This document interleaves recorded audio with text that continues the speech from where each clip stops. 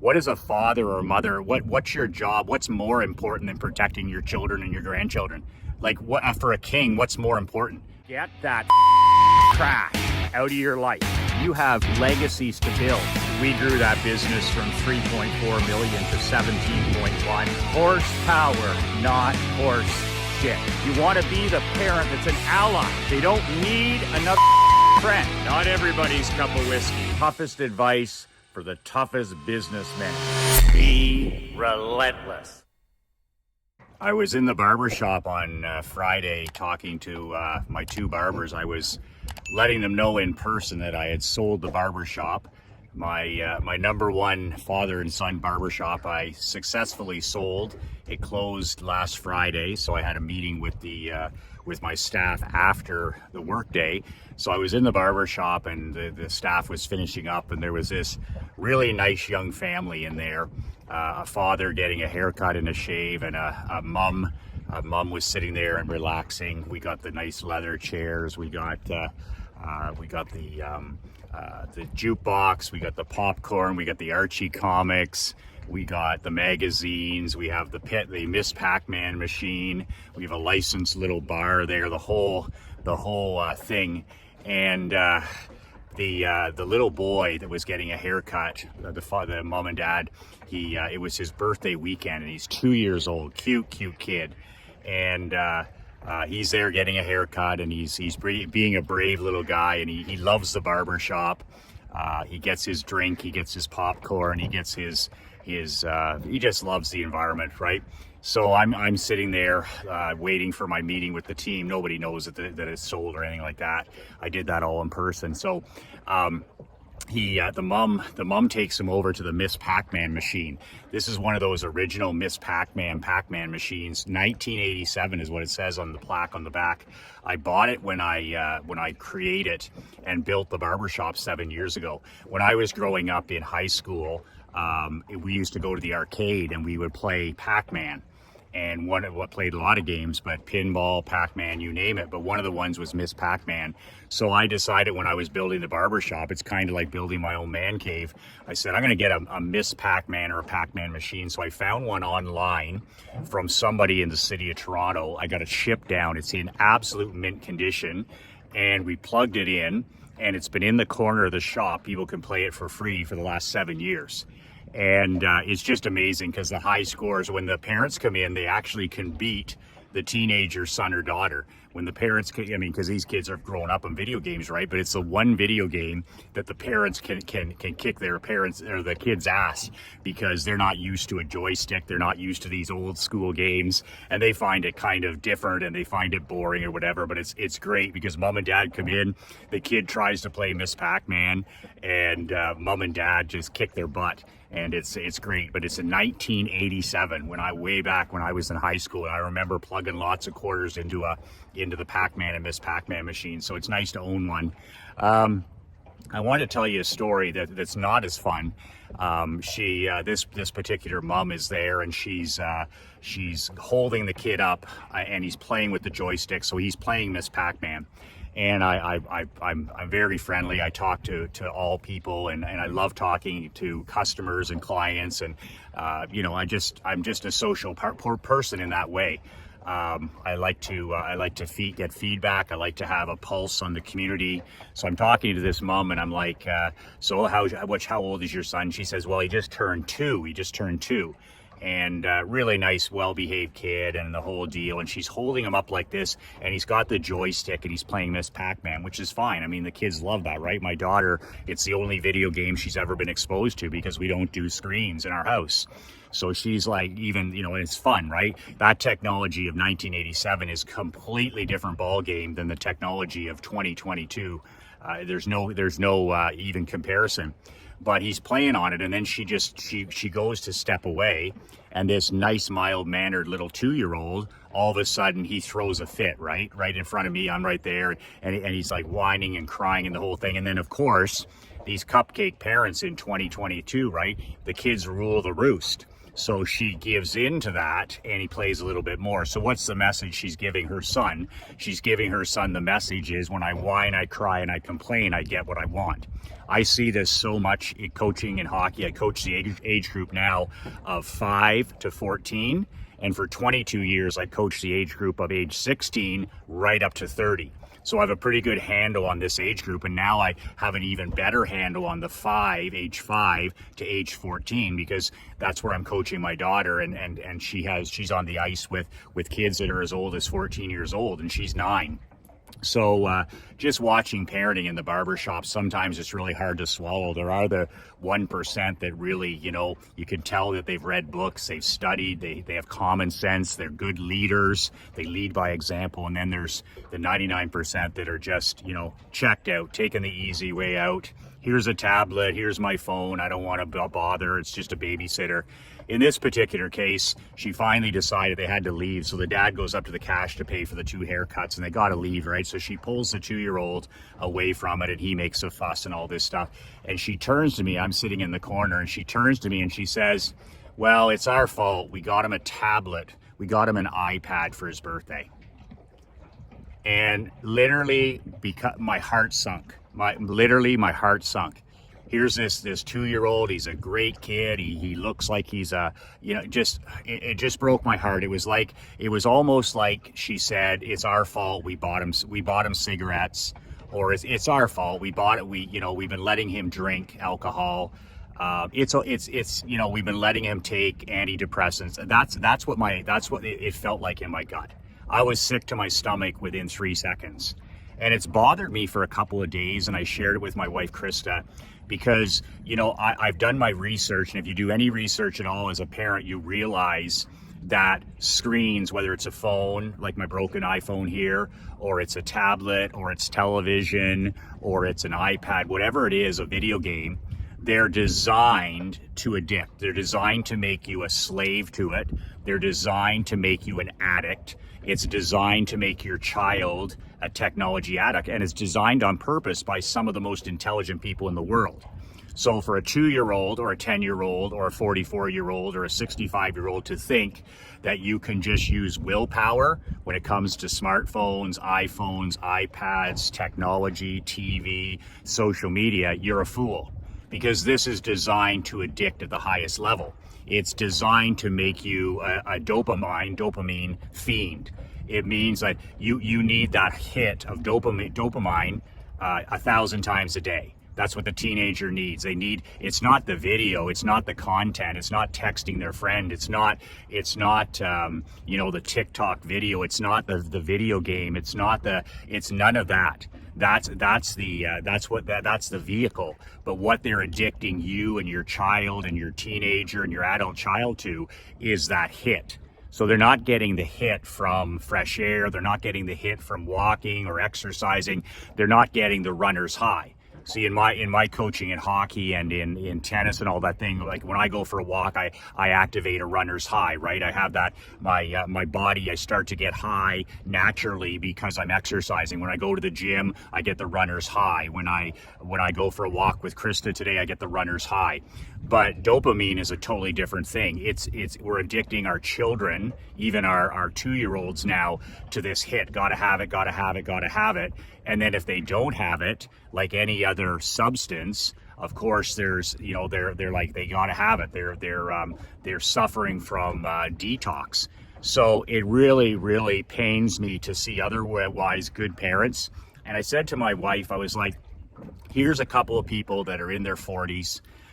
They look like they were, intelligent people, professional people. And here they are with their 2-year-old son, and they buy him an iPad for his second birthday. And then she turns around and makes it worse. She goes to me, well, we really did it because we have an 8-hour trip coming up in the car. So just think about as you break down that sentence. So first of all, she admits that his bad behavior in the barbershop is her fault, which of course she didn't mean it. She's not taking any accountability. Then she turns around and says, the reason that we did it, excusing her so-called accountability, is that they have an 8-hour drive coming up to something. Maybe they're going to go see Grandma and Grandpa for his birthday. How much time is that 2-year-old going to spend on that iPad over an 8-hour trip?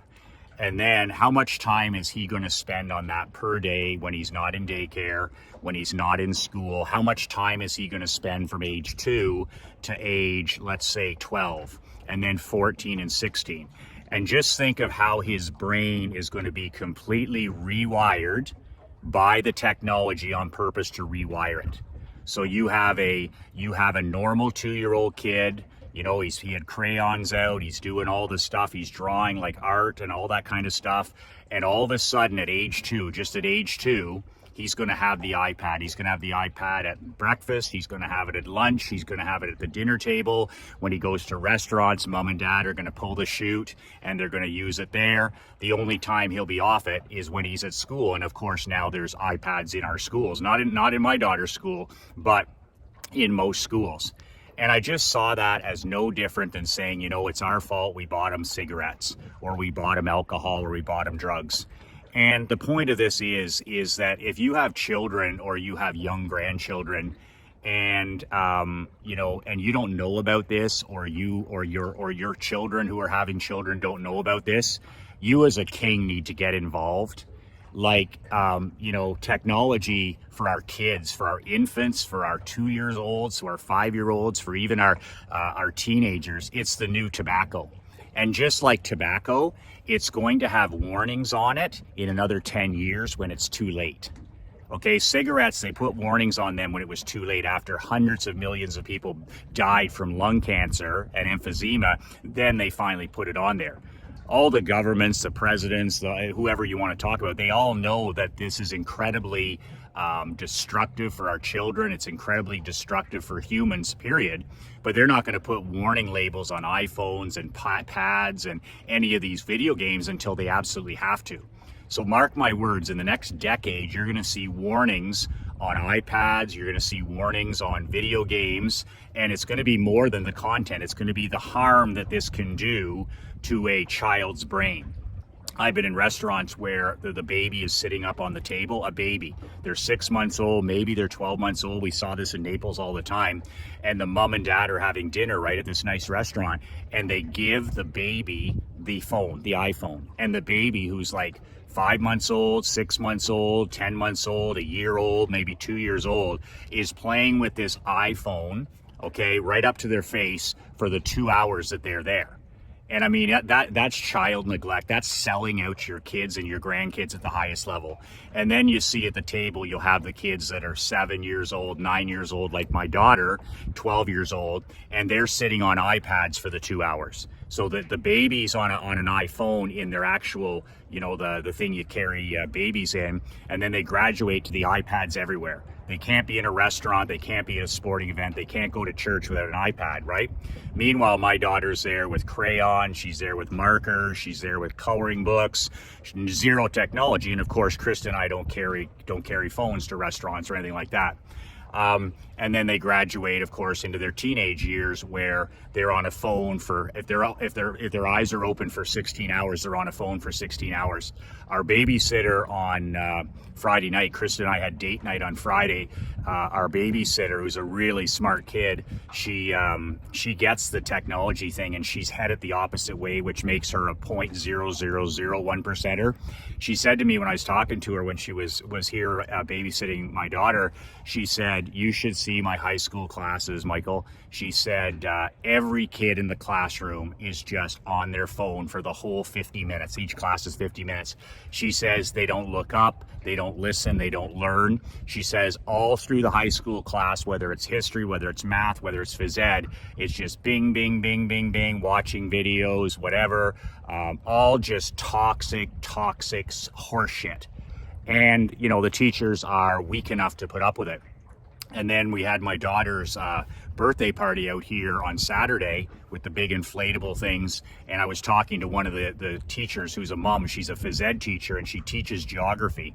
And I was talking to her about, you know, the technology and all the stuff. It was great to have the kids outside for the 4 hours. We don't have any screens or anything. For my daughter's birthday, everybody was outside for 4 hours straight. The only time they came in the lake house was for cake. And the kids are exhausted, by the way, at the end. And she said to me, she goes, "Michael, on Friday in my geography class. She goes, I was teaching them how to take a multiple choice test, which apparently they're not familiar.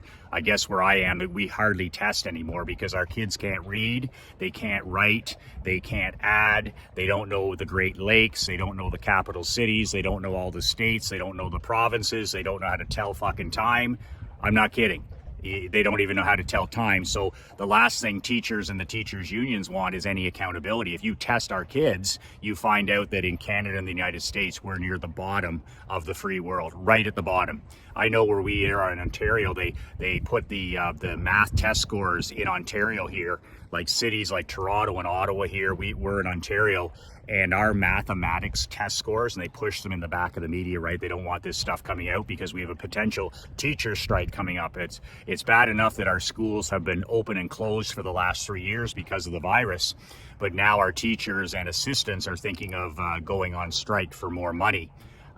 So the math scores came out the other day for our province of Ontario, and they're exactly the same as lots of the places in the United States. Our kids can't read, they can't add +2+2, they don't know the capital cities, they don't know how to cursive write, they've taken the God out of our schools, they've taken the great books out of our schools. Our kids don't know the states, they don't know how to count, and they don't even know how to tell time in most cases. So interesting stuff with kids starting with their iPads for birthdays at age 2. So I was just, she was telling me, back to the phys ed teacher, she said, Michael, I tried to, this was an important topic I was telling the kids on Friday about taking tests. And she says, I couldn't go 30 seconds without somebody's video that they were watching on their phone when she was talking at the front of the class starting up. And I said to her, I said, well, if you're foolish enough to tolerate that, then that's the way it goes. You're suffering fools. And I said, in a couple of the European countries over the last week, they've banned cell phones in high schools. If you're caught on the premise of the high school with a cell phone, it's confiscated and taken to the office, and your mom or dad must come to retrieve it.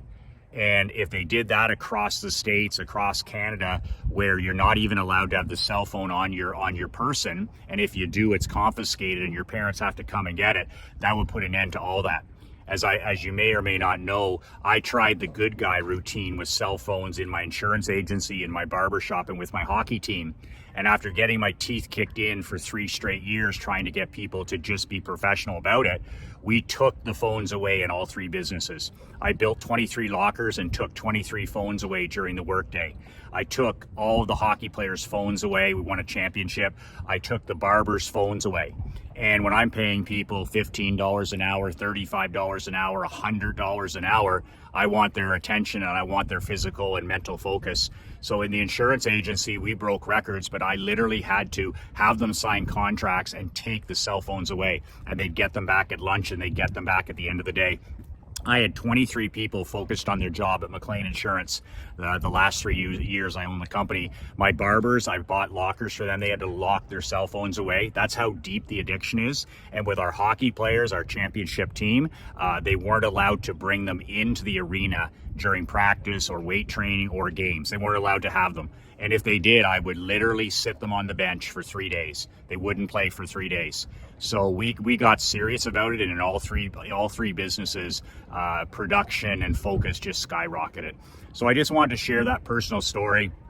I don't know if it's stupidity or it's ignorance for parents and grandparents, but if you don't know that your 2-year-old shouldn't be on a screen, if you don't know that your teenager shouldn't own a smartphone, I think it's more ignorance than stupidity. I don't think it's like stupidity is when you can't learn, when you're just you're a punch drunk tomato can and you can't learn, right? 2 + 2 = 5. You can't learn.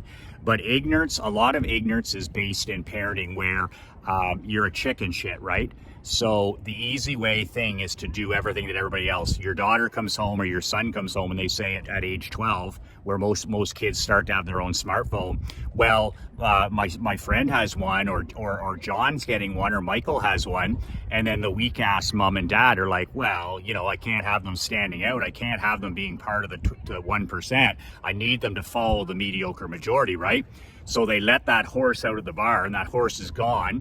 Then they have their own cell phone. It's so funny because these tomato can parents, they celebrate it like it's something to be proud of. Like we've been to 12-year-old birthday parties where they're like, oh, she got her first cell phone. She got her first iPhone today. She's over the moon, Michael. And I'm like, sure, she's over the moon. Where is she today? Oh, she's up in her room texting her friends and FaceTiming her friends and sending videos of her face and body on the internet. Like, just fucked parents, right? But also not stupidity, and not even just chicken shit to put the hammer down and say, you know what, you're not going to have a cell phone until you're 18. You're not going to drink alcohol until you're 18. You're not going to do any of that stuff as long as you live in our house. And my friend Dan, who has the Einstein blueprint that Emery is a part of. I mean, the guy's a genius. And he says to me, when it comes to ADD and ADDHD, whatever the fuck it's called, and medicating, because of that 2-year-old, by the way, that's in the barber shop that got the iPad for his birthday.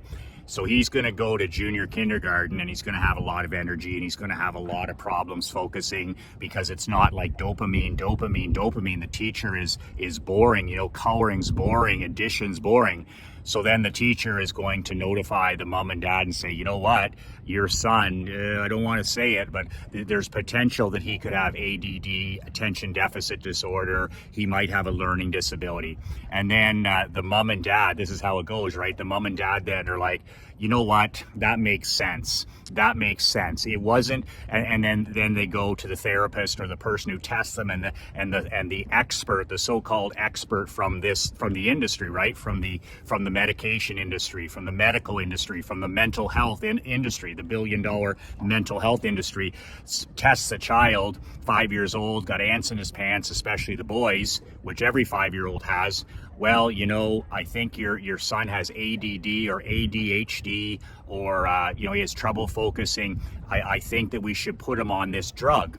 And then the mom and dad go home and they think about it, and they're like, it makes sense. Like, I was worried that it was the fact that he's been on an iPad since he was 2. I was worried that it was our fault because we let him play video games since he was 2, all the screen time.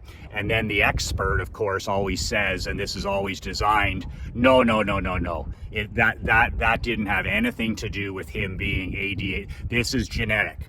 And this is Dr. John Roseman, my favorite medical health doctor, says this is the industry, right? This is the bullshit. This is the fantasy that's sold as reality. So then the parents go back and they agree, he should be put on some mood altering medication. So this little boy will then start taking pills every day at age 4 or 5, depending upon when he gets to school.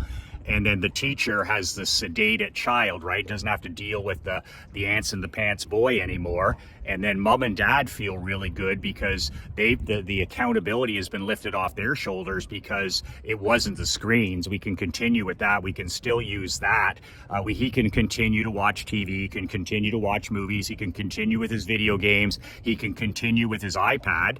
And because that horse is out of the barn, right? Mom and dad are they're not going to stand up on principle now. Plus, that's the babysitter, right? Technology's the babysitter.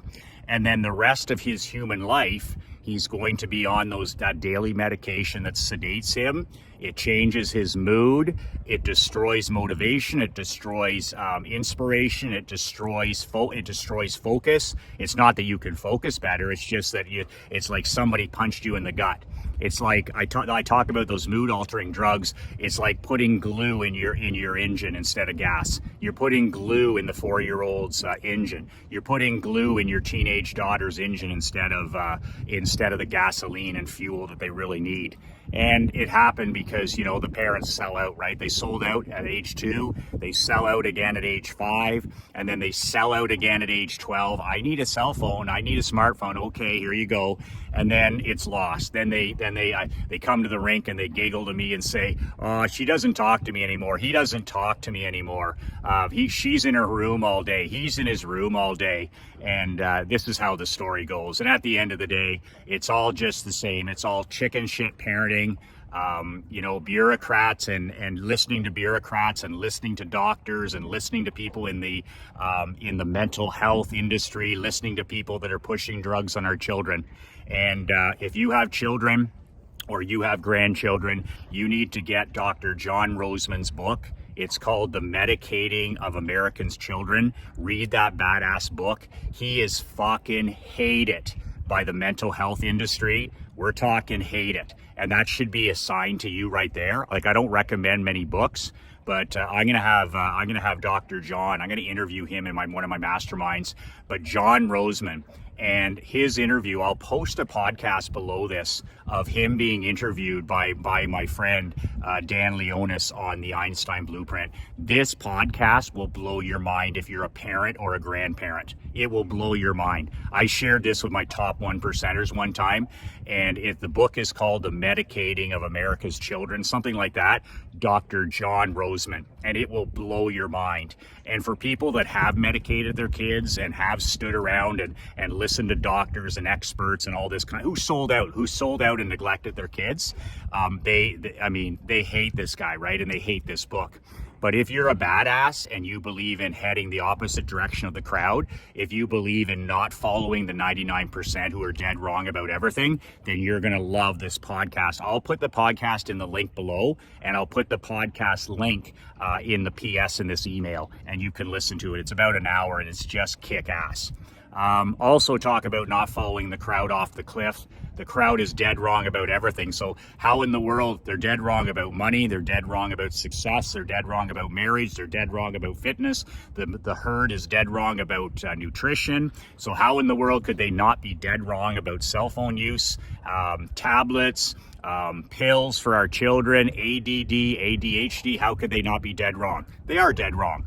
And you as a parent and grandparent have to step in and protect your child. If you've let down your children, shame on you if you let down your children, but you still have an opportunity to stand up and protect them. What is a father or mother? What's your job? What's more important than protecting your children and your grandchildren? Like, what for a king, what's more important? Buying them something or hugging them or coaching them in t-ball? Like, is that more important? I think as a father, the number one thing I have to do is be a lion for my daughter. I'm not a perfect father. I'm not going to do all the right things, but I'm sure as shit going to protect my kid from pretend experts. I'm going to protect her from things that are going to harm her. I'm going to protect her from herd mentality. I'm going to protect her from the 99% behaviors, and I'm going to set a positive example. I'm not going to neglect my kid. I'm not going to mail it in. I'm not going to phone it in, and I'm not going to let the horse out of the barn and go, well, it's too late. That's cowardice.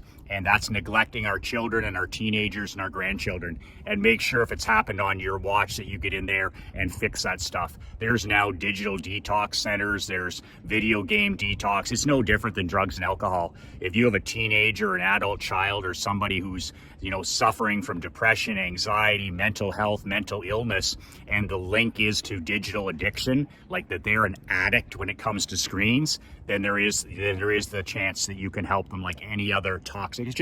It's absolute poison in their mind and body every single day. And you as a 1% king should know better.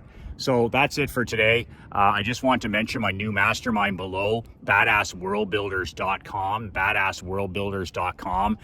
That's your only chance to work with me personally this year. It's for 50 men. Check out the site. There's 5 questions, $97 deposit. And then I'll let you know if you're in or you're out. You get your $97 back.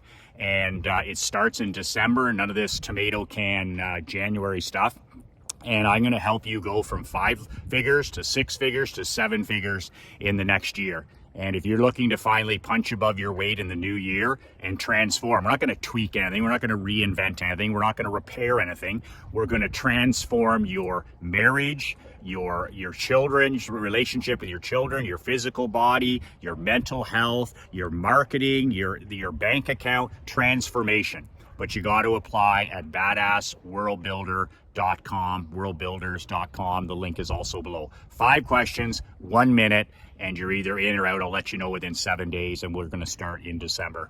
That's it for today. Remember to hug your wife and children and make sure that you're the protector. If we can't protect our children and grandchildren, then what is our job? When the king does not rise, the kingdom dies. And I'm just sharing a story about you, how the king can sleepwalk, how the king can take the easy way out, how the king can sedate, how the king can mail it in, and you want to be doing the exact opposite. You You want to be the king who's rising so that the kingdom is rising with you. Give this some serious thought and how you can step in and help your children and your grandchildren. And nothing is more contagious than a positive example. 2 words that changed my life, 2 words that can change your life. Be relentless.